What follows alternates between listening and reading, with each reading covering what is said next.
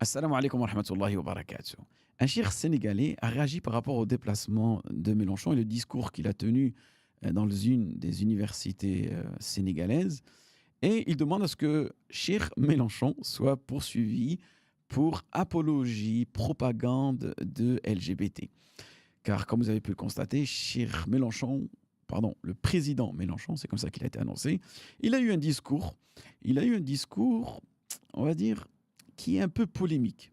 Est-ce qu'il faisait preuve de franchise ou est-ce qu'il voulait mettre en avant ses valeurs progressistes ou bien est-ce qu'il faisait un peu de l'ingérence? Parce que souvent on entend cher Mélenchon reprocher à ses opposants de ne pas faire de l'ingérence. Et c'est ce qu'il a fait un peu ou bien il donnait des leçons de morale ou est-ce qu'il s'est présenté un peu comme la race supérieure qui donne des leçons à la race inférieure?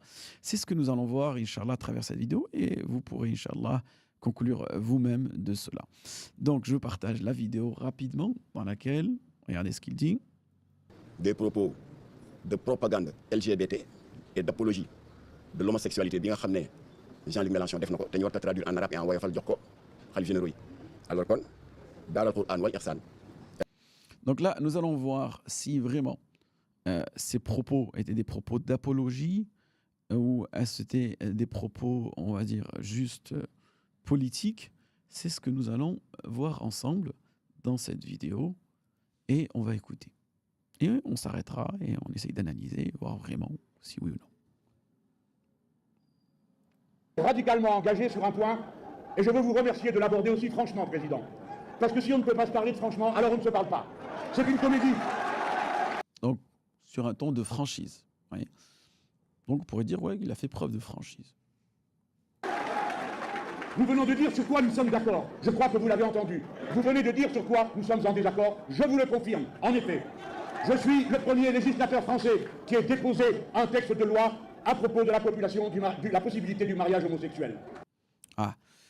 Donc là, ce qui est intéressant dans son discours, c'est que Jean-Luc Mélenchon, il dit qu'il est le premier législateur français. Et je voulais m'arrêter à cette notion-là. Nous, en tant que musulmans, on ne peut pas être un législateur lorsqu'il s'agit de changer les lois d'Allah subhanahu wa ta'ala. Et on voit qu'en réalité, ces hommes politiques, entre guillemets, ils se prennent quelque part pour des dieux. Car c'est eux qui vont légiférer, c'est eux qui vont proposer des lois, et des lois qui seront en contradiction avec les lois d'Allah subhanahu wa ta'ala. Et nous, en tant que musulmans, dans notre aqidah, notre dogme, le seul législateur indépendant, c'est Allah subhanahu wa ta'ala. Allah wa shari', wa alladhi shara'a lakum min ad-din, comme mentionné dans le Coran à plusieurs reprises. Et le législateur dépendant, c'est le prophète Mohammed sallallahu alayhi wa sallam. Et le législateur fait partie des attributs d'Allah subhanahu wa ta'ala.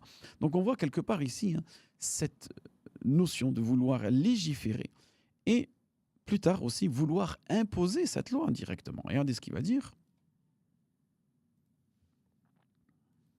Je suis, si vous voulez le savoir, hétérosexuel. Mais je pensais que... Donc là, pour rassurer les Sénégalais, on se dit, ne vous inquiétez pas, je suis un... Cette liberté d'amour devait être ouverte à tous ceux qui voulaient en bénéficier. Et c'est pourquoi je vous dis, les yeux dans les yeux, que j'assume la position politique que je vous... Donc vous voyez, là, ce qui est intéressant, c'est qu'il nous dit cette liberté d'amour, elle devait être respectée par tout le monde. Et là, je voulais revenir vers ces idées progressistes, ces idées un peu, on va dire, révolutionnaires, qu'il va falloir changer et ne plus rester à l'époque des anciens, comme il mentionne à chaque fois. Allah yabarik fikoum. Ce même discours qu'il a eu, Jean-Luc Mélenchon, il l'a eu dans les années 90. Et à cette époque-là, ça pouvait paraître comme une idée peut-être dangereuse ou peut-être une idée ridicule. Mais 23 ans après, avec la loi Taubira, la loi, elle est passée. Donc c'est pour vous dire que toutes ces nouvelles idées, elles passent par 3 étapes. À la base, lorsqu'on avait plus ou moins mentionné cela 30, 40 ans, 50 ans en arrière, ça pouvait paraître ridicule, le mariage pour tous. Ensuite, c'est devenu une idée plus ou moins dangereuse, car les gens commençaient à se méfier et dire peut-être ça pourrait avoir des conséquences sur la société. Et jusqu'à aujourd'hui, maintenant, dans certaines sociétés, c'est devenu évident. Et c'est ce qu'il mentionne à travers son discours, que pour lui, 2 personnes qui s'aiment, peu importe leur sexe, qu'ils soient opposés ou pas, ils ont le droit de se marier. Et je ne chercherai pas à vous l'imposer. Mais il est inutile de parer cette divergence. Il dit, et je ne chercherai pas à vous l'imposer. Mais c'est ce qu'ils ont fait récemment, hein, 2013, 2003, pardon, je ne sais plus quelle année. Hein, ils l'ont imposé en fin de compte. Vous voyez, donc, vous voyez, ça prend, on va dire, des formes petit à petit. Et ce que j'ai peur, c'est que ce type de discours, avoir eu l'audace d'avoir ce discours dans un pays musulman à 95%, c'est quand même une forme de manque de respect. Imaginez-vous dans le sens contraire, qu'un ministère, un ministre des Affaires étrangères, ou peu importe sa position politique, il vienne en France et il ait un discours devant les Français et il leur dit, voilà, je sais qu'on ne peut pas converger sur tout, mais je tiens et je le répète, la polygamie est un droit et nous devons en réalité la mettre en pratique. Parce que là, il te dit que l'amour ou l'orientation sexuelle, quelque chose qui n'est pas choisi et que c'est une liberté, mais pareil pour les personnes qui voudraient avoir 2, 3 épouses. Pourquoi en réalité on interdirait cela et on autoriserait cela? Donc on voit qu'en réalité, le discours, il est incohérent. D'une divergence qui viendrait entre les nations. Car chez nous, c'est les pires réactionnaires et les pires racistes qui se sont opposés à cette disposition.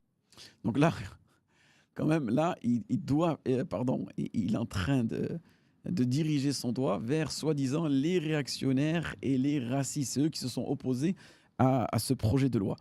Mais les musulmans eux-mêmes aussi s'opposent à ce projet de loi. Donc, est-ce qu'on serait des racistes? Est-ce qu'on serait des réactionnaires? Parce que tout simplement, on n'est pas d'accord avec ces nouvelles lois. Et là, indirectement, je ne sais pas s'il n'est pas en train de dire que tout simplement, vous êtes des racistes. Les nations, car chez nous, c'est les pires réactionnaires et les pires racistes qui se sont opposés. Qui se sont opposés. Agib. Donc, vous voyez l'incohérence à cette disposition légale. Donc, et si bien que je l'assume, et je vous dis que je sais que dans mon pays, elle fut controversée. Et nous l'avons réglée comment? Comment l'avons-nous réglée? En votant. En votant, voilà. Oui. Donc, c'est on vote et ensuite on impose. On impose nos idées progressistes. Eh bien, peut-être qu'un jour vous-même vous voterez, et alors, votre décision.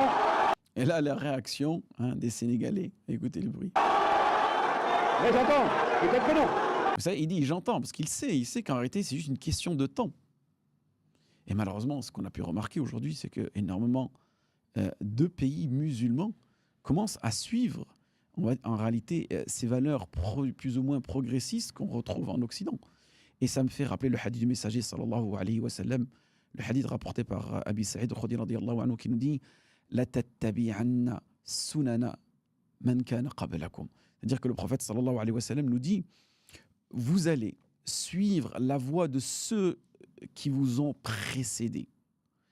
Et à la fin de ce hadith, le messager sallallahu alayhi wa sallam, il nous dit si ces peuples-là, donc il nous parle de ces communautés qui ne sont pas musulmanes, étaient amenés à entrer dans le trou d'un lézard, Hujr al-Dabbin, cette communauté, en parlant de nous, Mohammed sallallahu alayhi wa sallam, une partie de notre communauté, essaierait d'en faire autant, malgré l'étroitesse du trou et l'obscurité de ce trou.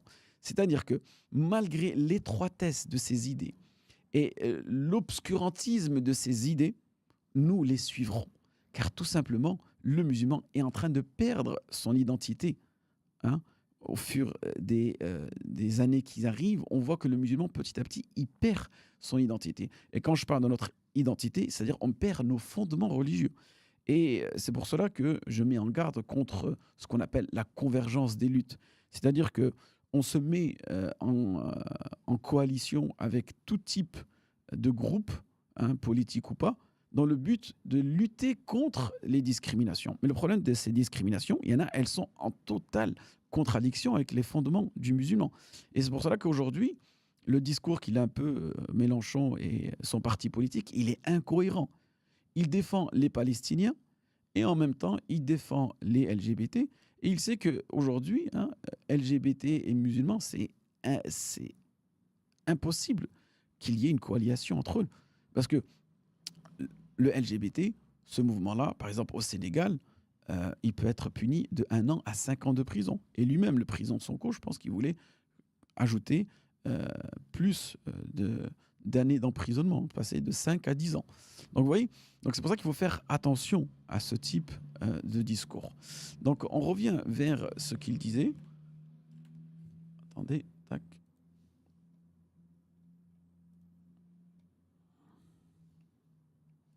Mais votre décision, mais vous ferez bien comme vous voulez, et moi aussi. Vous ferez bien comme vous voulez, et nous aussi. Mais si nous partons de l'idée qu'en effet, chacun ayant sa culture, ses traditions, nous devrions toutes les regarder du même œil, alors je dois aussi vous dire que je ne suis pas d'accord. Bien sûr, pour terminer sur le sujet. Donc on voit un peu son discours. Et le problème, c'est ça de la gauche. La gauche, ils essaient toujours d'éduquer leur électorat, mais en aucun cas, ils seraient prêts à se laisser se faire éduquer. Je sais que les Français n'ont pas trop de leçons à donner sur la polygamie pour ce qui concerne les pratiques présidentielles. Mais il n'empêche que vous ne pouvez m'empêcher de penser, pour moi, pour mes compatriotes, que nous n'y sommes pas favorables. Et je vous le... Voilà, ils n'y sont pas favorables. Donc on est favorable pour ce type de mariage et pas pour un autre type de mariage. L'incohérence parfaite. redis, il n'y aura pas non plus de concession intellectuelle de ma part sur ce sujet avec vous, comme vous n'en avez pas avec moi. Je l'ai entendu assez clairement pour que je puisse m'autoriser de la même franchise avec vous. Voilà, Voilà, donc est-ce que c'est un type de franchise ou un type de néocolonialisme, hein? On va voir la réponse du président Sonko. Et je crois qu'il va faire plaisir à pas mal de Sénégalais dans ce discours-là. Écoutez. Agréable journée. Et ce que je retiens, c'est ce que le président Mélenchon a dit. Qu'il est possible de dialoguer de tout, de constater nos désaccords Là, c'est pragmatique. et de capitaliser sur nos convergences. Et c'est là où le bas blesse, malheureusement. Et c'est là où le bas blesse. Donc le bas, hein, c'est généralement une sorte de sel qu'on mettait sur les animaux. Et lorsque parfois il est mal positionné, ben, ça peut créer, on va dire, des blessures sur l'animal. C'est ce qu'on appelle berda en langue arabe. Concédons votre désaccord sur la polygamie. Ce qui ne nous empêchera pas de débarquer à Paris avec les deux dames.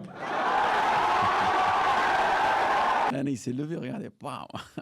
Et ah, je remets l'action. Ah, il n'a pas pu cacher ses yeux. Là, Mélenchon, on le voit, il regarde. Hein. Et nous n'avons pas la prétention Donc, regarde, quand même, une forme de modestie dans son discours. On n'a pas la de nous prétention. prononcer ou d'interférer sur votre liberté de légiférer, soit pour Interpréter et légiférer, vous voyez. Parce que nous, en tant que musulmans, c'est Allah subhanahu wa ta'ala qui légifère. Ce sont pas les ou êtres contre humains. le phénomène.